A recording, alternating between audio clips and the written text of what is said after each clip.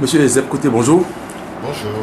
Vous êtes le secrétaire national chargé du numérique et des adhésions au niveau des forces démocratiques pour la République. Voilà, l'actualité aujourd'hui est marquée par la violence à l'issue de la hausse des prix des produits pétroliers. Et quelle est la réaction de votre formation politique par rapport à cette situation? Merci. Avant toute chose,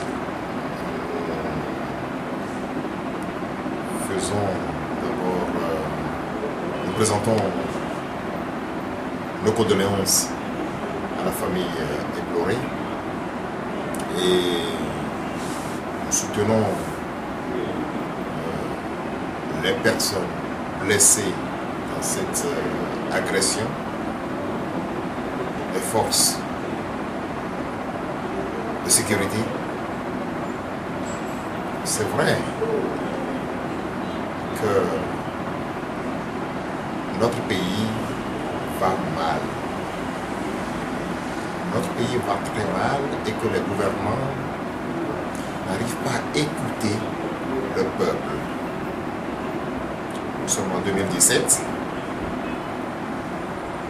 En moins de 2 mois, il y a eu une augmentation du prix des produits pétroliers. Un gouvernement sérieux devrait, dans un premier temps, discuter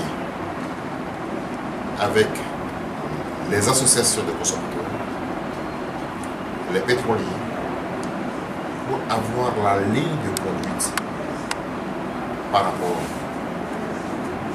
au prix du baril, les taxes à implémenter autour et fixer le prix des produits pétroliers.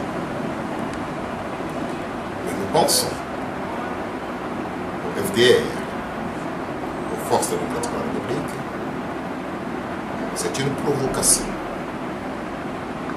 Parce que, dit-on, gouverner, c'est prévoir. Est-ce que dans un État normal, où on peut augmenter le prix des produits pétroliers ou ailleurs, qu'on ait des morts ou un mort de plus, c'est déjà grave. Nous pensons au FDR que notre pays est dans une gouvernance ou une navigation à vue, parce que les gouvernants ne sont pas ou ne sont plus proches des administrés, du peuple. Ce qui s'est passé hier à Lomé est déplorable. Comment gérer une manifestation pacifique, une manifestation pacifique, qu'on sorte des balles réelles. Je crois que la plupart de ces personnes qui ont la charge de notre sécurité ont fait de grandes écoles de guerre et de sécurité, de police et de l'armée, qui ont les ingrédients pour maîtriser une foule. Je ne crois pas que les pays dits démocratiques qui organisent aussi des manifestations, parce qu'il y en a plutôt, parce que l'homme est toujours dans un esprit, je dirais, contestataire. Quand on veut changer les habitudes, l'homme grand âge se pose toujours. Et quand on fait ces manifestations, il y a beaucoup de choses. Le monde est devenu un village planétaire. Comment sortir des balles réelles pour tuer. Parce que c'est l'intention.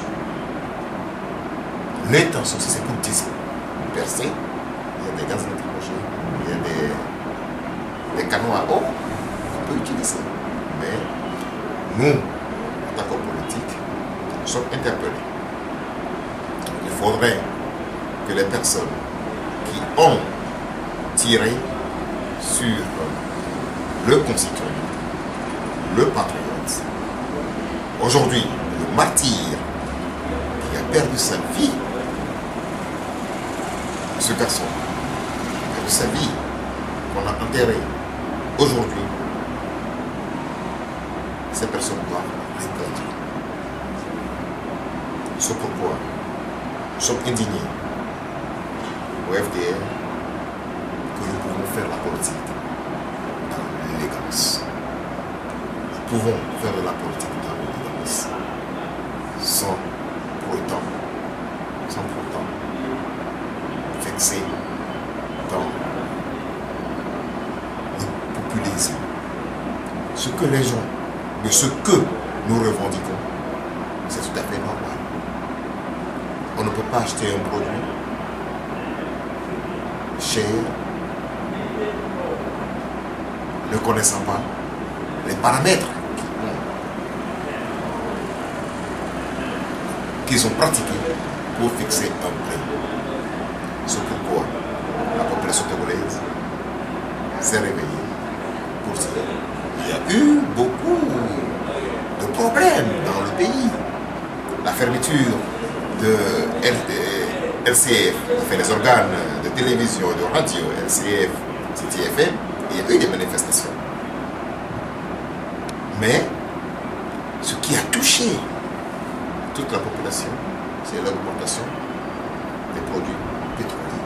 Il y a eu quand même un problème qui a touché toute la population. Et pour réprimer ces personnes-là, il faudrait mettre de la manière. Voilà, et votre formation politique condamne, même à travers un communiqué qu'il a fait sortir, signé de son président aujourd'hui. Mais on constate également que ce n'est pas la première fois que dans de pareilles manifestations, le pouvoir fait excessivement usage de forces disproportionnées. Comment expliquez-vous cette situation qui n'est pas n'est pas la première fois dans notre pays? Monsieur le journaliste, vous savez, le Togo est un pays atypique et nous luttons, je dirais pratiquement plus de 25 ans, à instaurer une démocratie dans le pays. C'est vrai. D'autres vous diront que tout va bien au Togo, tout est nickel, tout marche. C'est vrai. C'est leur vision, ou c'est leur option. Mais pour nous, au FDR, nous savons que les gouvernants ont démissionné. Ont démissionné parce que nous avons eu des manifestations, des revendications populaires au Togo dans les années 90, même en 2005, quand le feu Nassingbe Yadema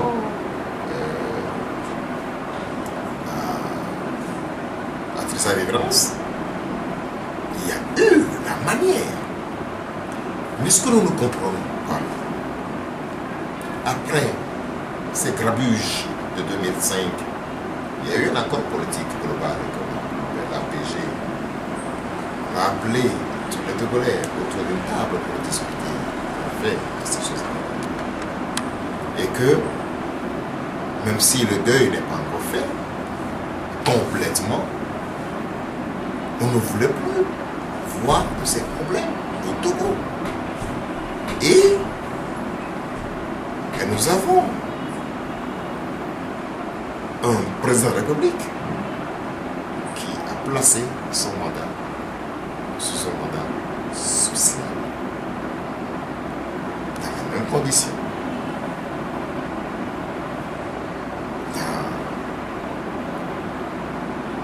Dans l'application de ce mandat social,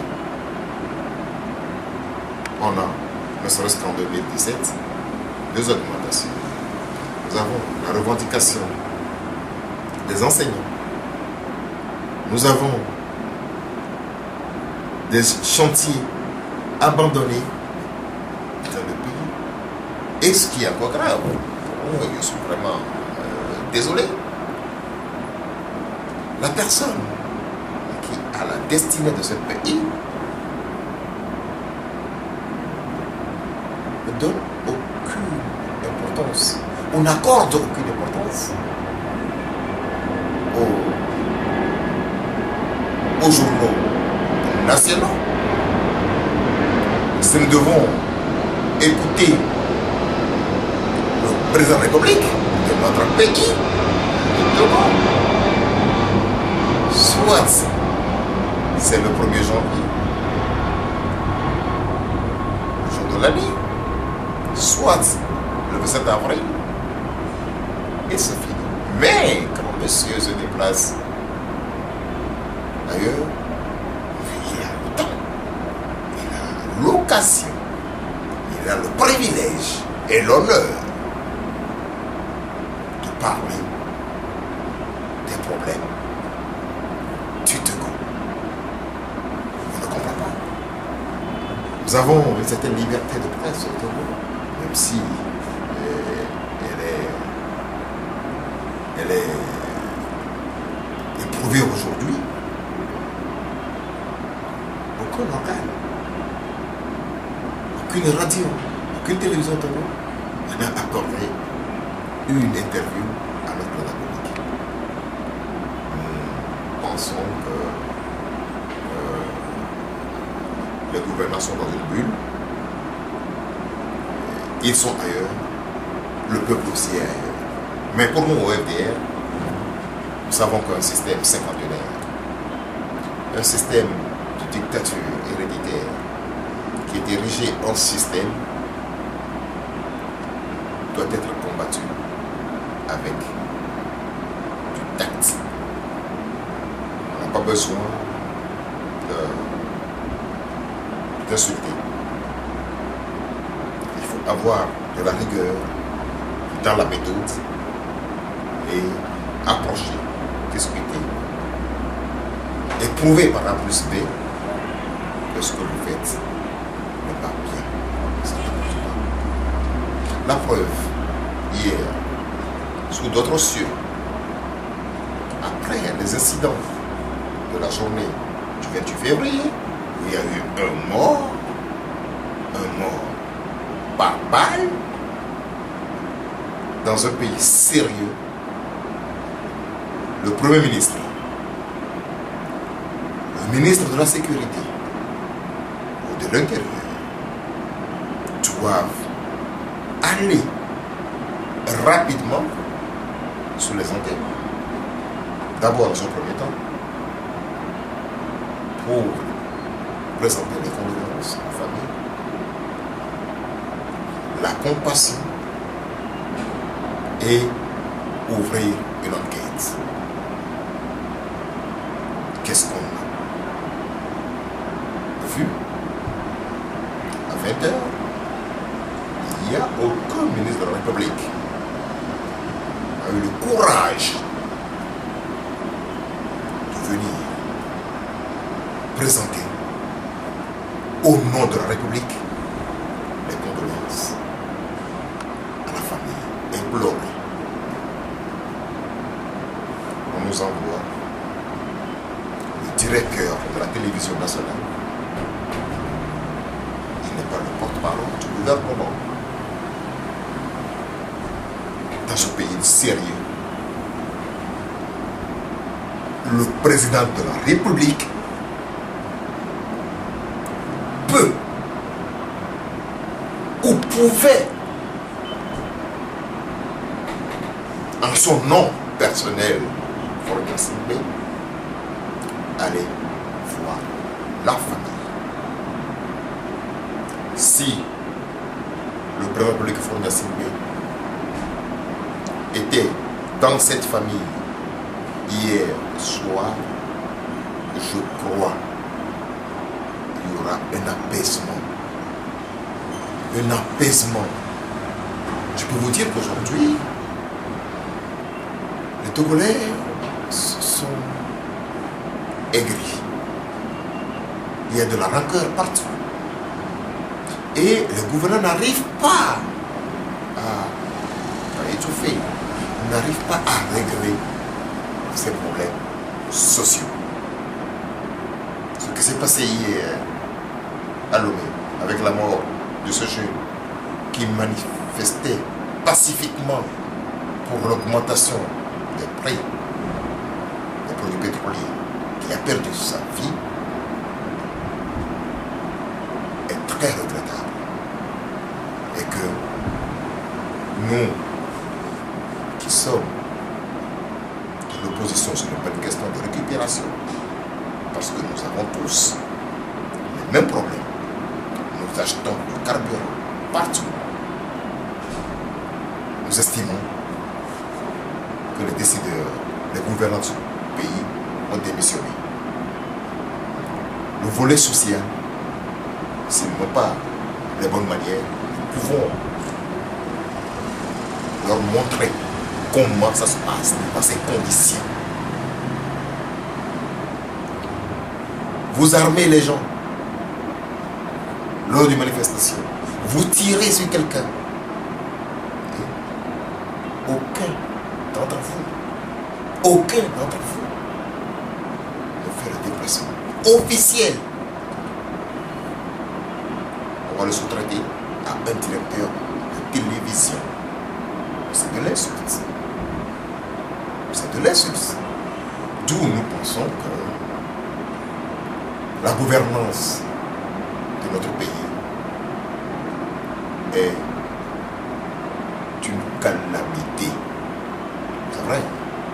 On peut comparer le Togo à d'autres pays qui sont en guillemets pires. Mais parlons de notre pays. On ne peut pas accepter ces conditions, ces manières de gérer ce pays. C'est pourquoi nous sommes indignés. Voilà, le jeune tué au cours des manifestations hier à Guenivé, par balle. Nous avons appris également que c'est un militaire qui a tiré sur lui. Le ministre de la Sécurité parle de l'ouverture d'une enquête. Mais apparemment, vous, les politiques, on ne vous sent pas. Donc, vous savez, c'est un problème au Togo que je n'arrive pas à comprendre. Tout est politique dans la vie. Tout est politique dans la vie. Je rappelle également qu'il a été inhumé cet après-midi dans des conditions vraiment très difficiles. La police a tenté même d'empêcher le corps à la mort. C'était vraiment très horrible. On ne vous sent pas du tout, vous, les politiques. Les politiques ont condamné cet assassinat pour ce qui nous concerne, les FDR, les forces de la République. Nous avons sorti un communiqué. Nous avons sorti un communiqué. Et nous étions, même au fond, hier, pour manifester le mécontentement de l'augmentation de ces prix des produits pétroliers. Les politiques sont, je dirais, dans un appareil. Ce n'est pas comme le citoyen lambda qui peut manifester son humeur. Mais un parti politique est un appareil. Les prises de décision viennent toujours après une concertation du Bureau national pour savoir comment et pourquoi nous pouvons prendre ou bien nous pouvons prendre une position. Parce qu'un parti politique est un appareil. Ce n'est pas l'humeur de gens ou bien des conflits qui doivent primer. C'est pourquoi les gens peuvent penser que la manifestation d'hier, spontanée, n'a pas été encadrée par les politiques. Mais les politiques aussi étaient dans cette manifestation-là. Sauf que c'était une manifestation populaire. Nous sommes obligés d'avoir un recul pour pouvoir apprécier les événements et les faits. Ce que nous avons fait. Preuve aujourd'hui, quand le corps de notre martyr quittait la morgue, les partis politiques étaient là. Les partis politiques étaient là. Mais il ne faut pas que la population pense que c'est une question de récupération politique. Non, c'est faux. On ne peut pas accepter avoir encore des morts au Togo lors d'une manifestation politique. Parce que l'État a tous les moyens pour protéger les citoyens. Voilà, sur d'autres plans, on a senti également, au courant de la semaine dernière, qu'il y a une concertation qui se fait entre vous, au niveau des partis des 6, et le combat pour l'alternance politique de CAP 2015. Dites-nous un peu de quoi il est encore question, de quoi vous avez parlé. L'FDR, en collaboration avec le groupe des 6, nous avons sorti un plaidoyer. Là, c'est complètement politique. Le constat est simple. Nous avons compris, en faisant une introspective de ce qui s'est passé depuis 1990 aujourd'hui, il y avait des erreurs au niveau de l'opposition. Mais on s'est dit aussi, il faut toujours avoir quelques personnes, des sentinelles, qui peuvent rallumer cette flamme de la lutte de l'opposition, la lutte démocratique. Et en créant le groupe des 6, nous avons pensé, en essayant d'analyser les forces en présence, il y a eu un rapprochement entre le CAP 2015 et le groupe des 6. L'objectif est simple. Ce que nous avons fait pendant plus d'un quart de siècle, nous avons fait un bilan. Pourquoi nous avons échoué? Ou bien pourquoi certains leaders ont échoué? C'est vrai. Nous devons faire d'abord ce bilan-là pour savoir où allons-nous. Le Togo est un pays où ses enfants doivent être, je dirais, heureux, doivent être en harmonie, malgré les divergences, je dirais, politiques. À un moment donné, nous savons que le système politique dans lequel nous vivons ne permettra pas une alternance facile. Nous avons une élection, ou bien des élections à un tour, que ce soit législatif ou présidentiel. Mais dans la logique du groupe des 6 de le CAP 2015, nous voulons plutôt arrondir et harmoniser. C'est que nous nous battons d'abord pour avoir les réformes. Parce que quand nous faisons un tour d'horizon dans la sous-région, les pays limitrophes, sur le Ghana, le Bénin, le Burkina, qu'est-ce que nous avons fait pour mériter et continuer à avoir un système cinquantenaire? Nous sommes là en réflexion pour discuter avec nos amis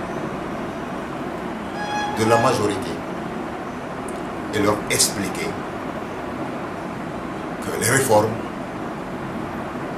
ne sont pas contre leur position. Au contraire, les réformes que nous proposons au peuple sont avantageuses pour le pays. Non pas pour l'opposition, non pas pour la majorité, mais pour le peuple. Et nous estimons que nous avons la manière et le tact nécessaire pour faire. Certes, d'autres aînés ont essayé, ils ont échoué. Nous avons compris où ils ont échoué et par la manière avec laquelle ils ont échoué. Et nous avons décidé de prendre le taureau par la queue, d'accord, et savoir comment ou quel mot placer pour avoir un consensus pour faire ces réformes dans ce pays, des réformes tant souhaitées par tout le monde. Voilà, M. Zeb Côté, vous êtes le secrétaire national chargé du numérique et des adhésions au niveau des forces démocratiques pour la République, les FDR. Comment se porte aujourd'hui votre formation politique? Eh bien, nous sommes très sollicités. Nous avons fait notre congrès constitutif le 26 novembre 2016. En gros, ça fait 3 mois. Notre siège, qui est ici en face de la direction générale de Mouv, en allant à l'aéroport, est pris d'assaut. Parce que les forces démocratiques de la République dirigées par Maître Paul Diabévon est un parti, je dirais, un parti de synthèse. Parce que la plupart des personnes qui sont militants, les cadres de ce parti, ont une histoire et un vécu. Ce qui fait que la plupart des sympathisants qui sont rapidement transformés en militants ont tout fait pour approprier les valeurs des FDR qui sont dans le statut, le programme de société et le plaidoyer du groupe des 6. Et sans même aller à une élection, je ne dirais pas que je serais prétentieux, mais je crois, nous croyons que le peuple croit à une alternance avec l'FDR. Parce que nous avons le discours qu'il faut, nous avons la manière, nous avons la stratégie, nous avons une certaine humilité et nous croyons aussi en Dieu que notre leader, Maître Apéro, a les capacités. Parce qu'il ne traîne pas une casserole. Il ne traîne pas de casserole parce que quand on voit l'historique de la lutte démocratique, il était là, même le 5 octobre 1990, il était là encore avec les étudiants au tribunal. Il était toujours là, il n'a pas changé de sa vision de la politique. On ne fait pas de la politique pour les autres. Ou bien, on fait la politique populiste. Quand je vois les gens dire ah ouais, on fait de la politique, c'est faux. On fait de la politique pour les autres. D'accord. Mais il faudrait d'abord avoir quelques petits grains. Il faut avoir une certaine base, une certaine vision de ce qu'on veut pour le peuple. Et je crois que notre Apéron a toute la capacité aujourd'hui de donner de l'espoir. C'est pourquoi notre slogan au FDR, recréons l'espoir. Et c'est avec cet espoir-là qu'ils vont changer les choses autour. Voilà, votre formation politique se porte très bien, mais il y a un problème d'adhésion qui se pose, qui vous oppose au cas où certains militants ou responsables du cas estiment que vous n'avez pas démissionné au niveau de cette formation politique avant de créer le FDR. Qu'en est-il? Il faut juger les gens par ce qu'ils savent et ne pas les dont ils le savent. Vous savez, je répète, il faut juger les gens par ce qu'ils savent et par la manière dont ils le savent. Je n'aime plus faire allusion à ce parti-là. Est-ce qu'ils ont démissionné du RPT avant de créer leur parti? Allez, je lâche le nom, le CAR. Est-ce qu'ils ont démissionné du RPT avant de créer le CAR? Ils appartenaient au RPT avant? Oui, il était même au comité central du RPT. Le membre fondateur du RPT? Du RPT. Est-ce qu'il a démissionné? Qui par exemple? Qui par exemple? Eh bien, suivez mon regard. Est-ce que l'actuel vice-président du NIR a démissionné? Attendez, la charte des partis politiques de 1991 est claire. Mais nous n'allons pas rester sur ce débat-là. Les FDR ont été créés le 26 novembre 2016 et nous avons notre récépissé au ministère de l'administration territoriale. On n'a pas besoin de démissionner. Voilà, ça ne vous poserait pas de problème dans les jours à venir? Mais nous avons notre récépissé du ministère de l'administration territoriale et des collectivités locales.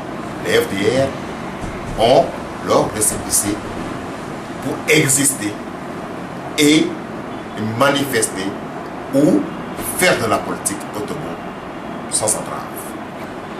Monsieur Joseph Côté, merci à vous et bonne chance à vous. C'est moi qui vous remercie.